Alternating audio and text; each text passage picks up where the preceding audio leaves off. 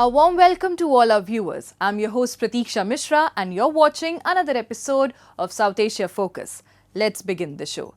India continues to strengthen its global trade presence with progressive initiatives like the India-EFTA Trade and Economic Partnership Agreement. This ambitious pact goes beyond traditional trade, focusing on market access, investment promotion and job creation. It covers goods, services, intellectual property and sustainable development, aiming to attract significant foreign direct investment and generate substantial employment opportunities. Trade and Economic Partnership Agreement reflects India's strategic vision to deepen economic ties and boost growth through modern, comprehensive trade partnerships. India is rapidly broadening its global trade horizons through dynamic and strategic partnerships.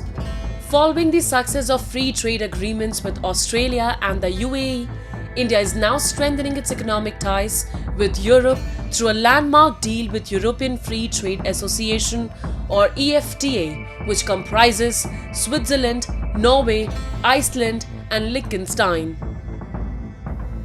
The India-EFTA Trade and Economic Partnership Agreement, which came into effect on October 1st, is the culmination of nearly 16 years of negotiations and marks a significant milestone in India's trade diplomacy. This agreement is poised to enhance India's exports in key sectors such as textiles, leather and food products, while attracting substantial foreign investment to fuel economic growth. After our successful free trade agreements with Australia, UAE, now the EFTA coming into operation from today, the United Kingdom, which was signed on 24th July and is in the process of ratification and will probably come into effect sometime next year, with the rapid progress being made in negotiations with the 27-nation European Union, effectively we would have covered all of the European countries with free trade agreements, giving access to Indian exporters, Indian industry, Indian service providers, and providing millions of jobs for our young men and women. India and the European Free Trade Association have reached an agreement that extends beyond trade in goods and services, aiming to attract significant foreign direct investment and generate substantial employment opportunities. The pact is designed to draw $100 billion in investments into India over the next 15 years and create around 1 million jobs. While India has safeguarded sensitive sectors such as dairy, agriculture and coal, the agreement is expected to boost Swiss investments by reducing tariffs on a variety of exports, including chocolates, watches and machinery. India, with its large and rapidly growing economy, continues to be an attractive destination for European companies seeking alternatives to China amid ongoing global trade tensions. The pact also ensures protections for key domestic industries like pharmaceuticals and medical services, while maintaining existing duties on certain imports such as gold. The pact also offers India access to cutting-edge technologies from countries like Norway and Switzerland. It's a very good day for Norway-India relations. The entering into force of the Trade and Economic Partnership Agreement between EFTA and India opens up new doors for our companies. Already I can say that Norwegian companies have doubled, the number of Norwegian companies have doubled in the last 10 years, and so has the trade between Norway and India. And this trade agreement will mean that the interest is even more, and that the trade probably will double even more in the next 10 years. And maybe it will be even more than doubling. I think EFTA is a path-breaking initiative which will be a game changer and a clear multiplier going forward, because countries like Norway, who have more than 90% of the new vehicles being electric, And in countries like Switzerland, where they have such a high technology base on semiconductor, battery energy storage and other energy storage technologies, power electronics, grid support systems, software, so which can be very well utilized for India's green energy journey of 500 gigawatt, where energy storage will play a very critical role. And today, if you see, all the new solar projects come with storage only. So there, I see a very good opportunity. The agreement not only strengthens trade but also opens avenues for advanced technologies and sustainable growth, positioning India as a key destination for innovation and investment. The pact's potential has been widely welcomed as a beautiful synergy that benefits both India and its partners. आपने देखा होगा इसमें एक significant feature है, वो है कि $100 billion investment होगा ओवर नेक्स्ट 15 इयर्स एंड उससे 1 मिलियन जॉब्स जो हैं वो क्रिएट होंगी. This is significant for us and आप देख रहे हैं कि जो उनके पास जो इन्वेस्टमेंट जो उनकी डीप पॉकेट्स हैं उससे उनको एक हमारे यहाँ मार्केट मिलेगी और हमको जो इन्वेस्टमेंट एंड जॉब्स मिलेंगी जो कि हमारे लिए इम्पोर्टेंट है. तो ये ब्यूटीफुल सिनर्जी है दोनों तरफ से. The India-EFTA pact not only strengthens trade ties between India and the key European economies, but also significantly reinforces India's position as a global hub for investment and cutting-edge technology. This partnership will open new opportunities for businesses to expand and innovate while creating millions of jobs, ultimately paving the way for a more prosperous and inclusive future for workers and communities across the country. Moving on. The human rights situation in Bangladesh has worsened sharply, with rising reports of disappearances, attacks on minorities and political repression. In response, members of the Awami League staged a protest in Geneva to draw global attention to these serious violations under the Yunus-led interim government. They demand accountability, calling for Yunus's resignation and highlighting the urgent need for international intervention to protect democracy, minority rights and restore stability in Bangladesh. The human rights situation in Bangladesh has sharply deteriorated in recent months, drawing alarm from international observers and rights groups. Reports of disappearances and attacks on minorities have surged under the interim government led by Nobel laureate Muhammad Yunus. Political opposition figures and minority communities are said to be under increasing threat with allegations of arbitrary arrests and torture.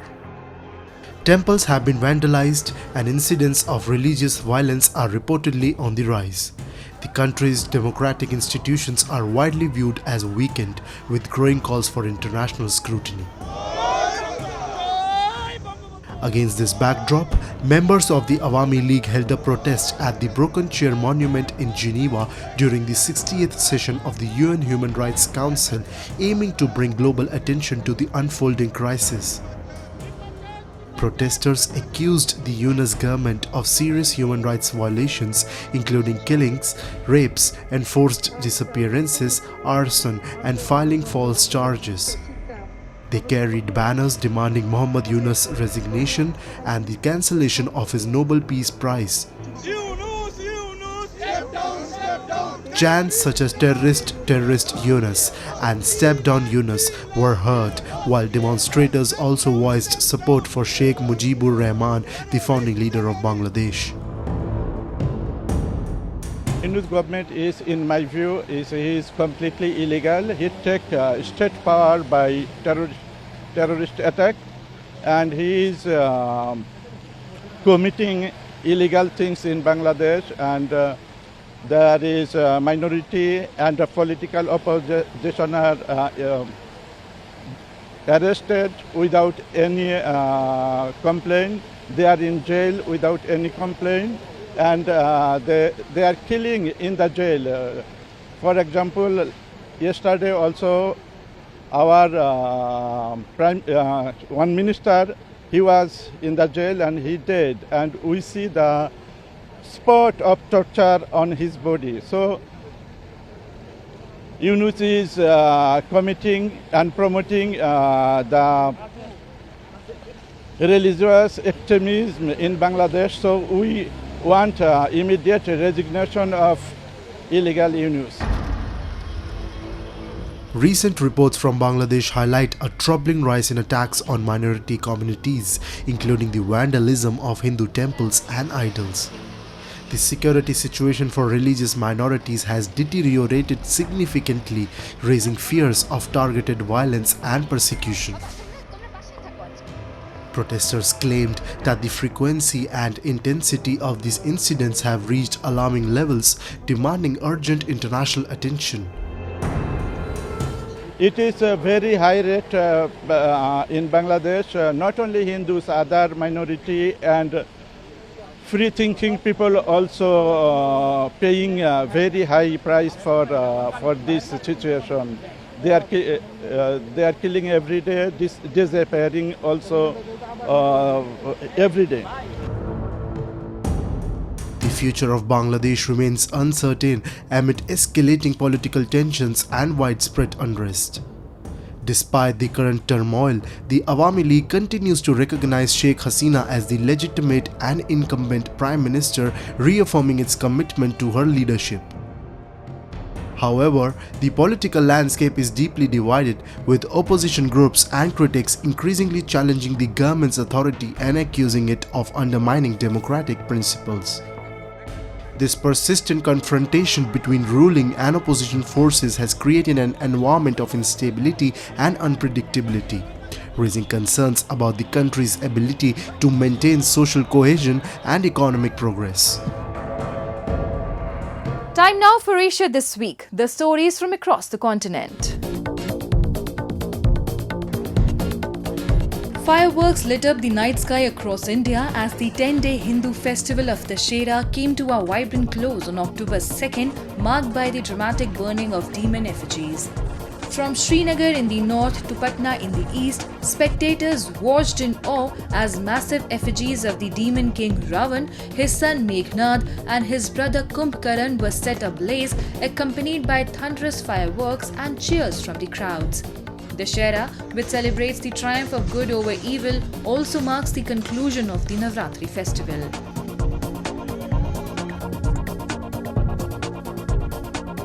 A suicide bombing outside the headquarters of a paramilitary force in Quetta, the capital of Balochistan, claimed the lives of at least 10 people. Following the explosion, several armed assailants launched an attack on the compound, sparking a gunfight with security personnel. Reports indicate the bomber was driving a pickup truck, and security forces later shot and killed 4 additional attackers. The powerful blast was felt across Model Town and nearby areas, shattering windows in both homes and businesses. Gunfire soon followed, causing widespread panic in the already sensitive area. The wounded and the dead were transported in Civil Hospital Quetta, where authorities declared a state of emergency. Iran held a ceremony in Tehran on October 2nd, marking the one-year anniversary since the assassination of former Hezbollah leader Hassan Nasrallah. A large crowd gathered at Imam Hussein Square in the Iranian capital, waving flags of the Lebanese militant group who have close ties to Iran's government.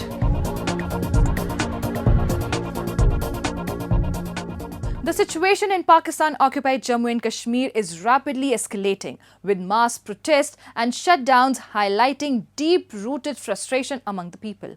As the Joint Awami Action Committee leads a sustained movement for basic rights, the government's inaction and use of force have drawn sharp criticism. In Geneva, UK PNP leaders are raising the issue at the UN Human Rights Council, urging international intervention. The unrest is no longer a local issue. It's now under global scrutiny. Take a look. A wave of shutdown strikes and mass protests is sweeping across Pakistan-occupied Jammu and Kashmir as public anger intensifies over the government's failure to act on the demands raised by the Joint Awami Action Committee.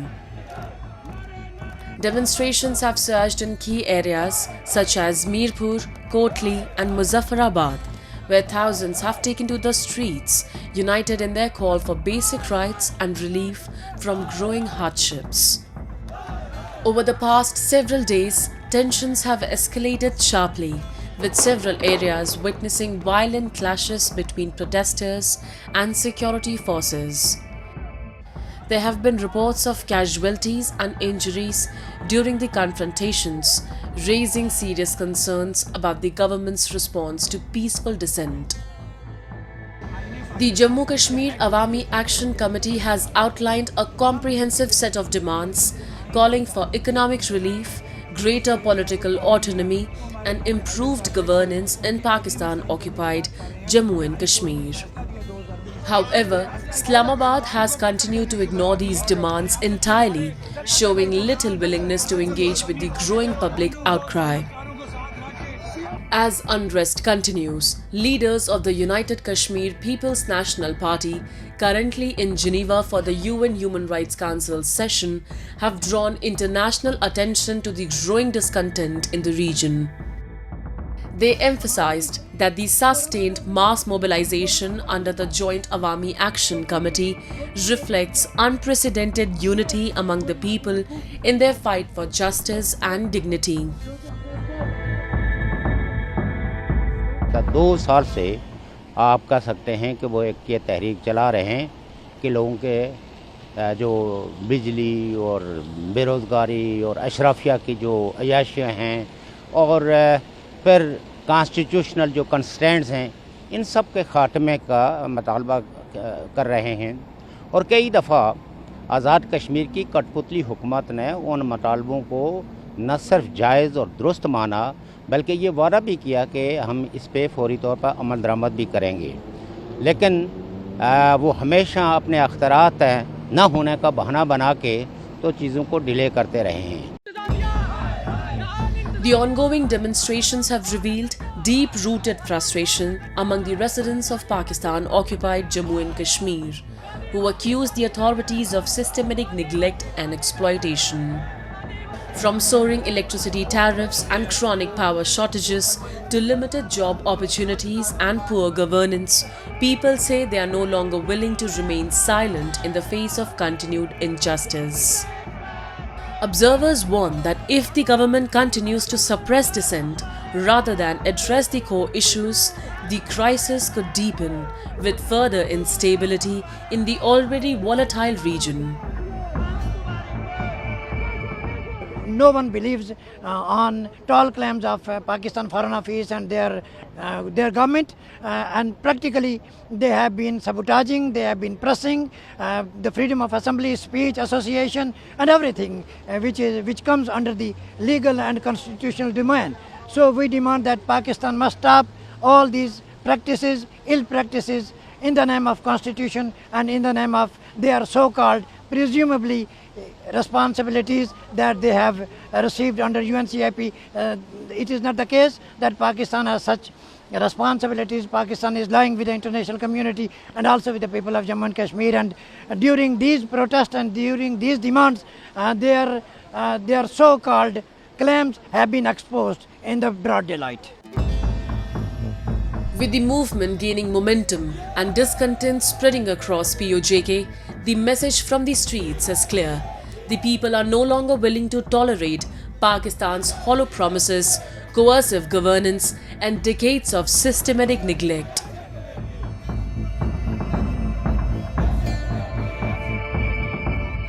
In a fast-paced world, the Mysuru Rail Museum offers a chance to slow down and step back in time.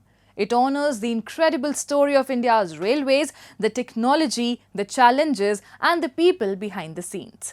This museum is a living history lesson inspiring visitors of all ages to appreciate the past while imagining the future. Take a look. In a world moving fast on digital rails and bullet speed journeys, there's a place where time slows down, where the clatter of old steam engines and stories from railway history come alive.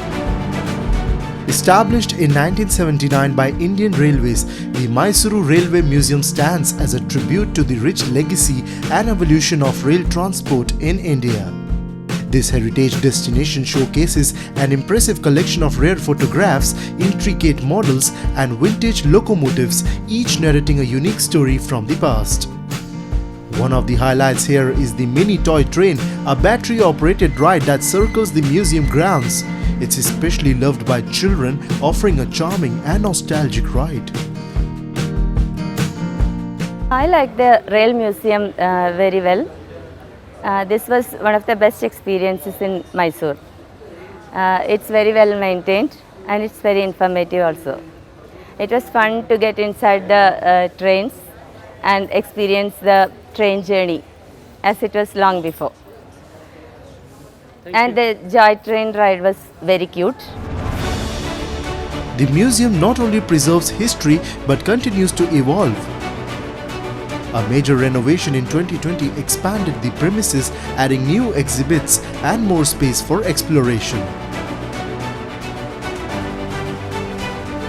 The Mysore Rail Museum was established in 1979. In 2020, this museum was renovated by expanding the area, and we added some more exhibits. So overall, it's about 3.1 acres, the area of this museum, and more than 1 lakh square feet. We have this lawn here. Looking ahead, there is a strong focus on interactive learning. The museum is gearing up to introduce video guides that will help visitors understand the historical significance and functioning of vintage railway equipment on display. हमारा museum में काफ़ी और कुछ काम करने का भी plan है. फॉर एग्ज़ाम्पल जितनी चीज़ें म्यूज़ियम में हैं, पहले तो हमें एक्सप्लेन करना है कि पुराने टाइम में ये सारी गैजेट्स का यूज़ करने का मेथड क्या था. ब्लॉक इंस्ट्रूमेंट्स होते थे, देखे होंगे आपने, गोला सा मिलता था पहले एक. अभी वहाँ पे रखा हुआ तो है, लेकिन लोगों को बताना है कैसे वो काम होता था. तो उसके लिए हर चीज़ के पास में वीडियो गाइड्स लगाने का प्लान है हमारा, ताकि उस पर पिक्चर आती रहे कि कैसे वो होता था. As the wheels of progress roll forward, the Mysuru Railway Museum stands proudly as a bridge between the past and present, a place where stories of steam, steel, and human ingenuity continue to inspire every generation. At Mysuru Rail Museum, the voice of heritage comes alive. And with that, we come to the end of this week's episode. See you next week. Till then, goodbye and take care.